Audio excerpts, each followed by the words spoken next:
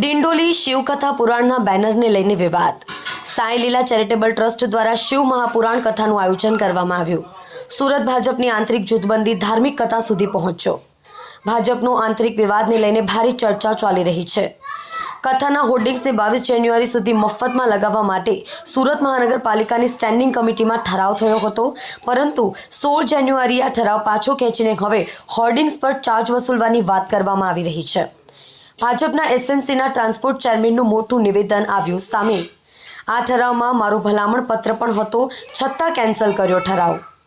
આ બાબતે મારું પણ અપમાન થયું છે। સોમનાથ મરાઠે, હું આ બાબતને લઈને હાઈકમાન્ડને ફરિયાદ કરીશ। આ વાત સાંખી લેવાય નહીં। હાઈકમાન્ડ મારું રાજીનામું માંગશે તો હું આપવા માટે તૈયાર। કોર્પોરેટર સોમનાથ મરાઠે, આ વાત નહીં ચાલે। જેને પોલિટિકલ રમ્યું હોય તો તેને જવાબ તે આપે।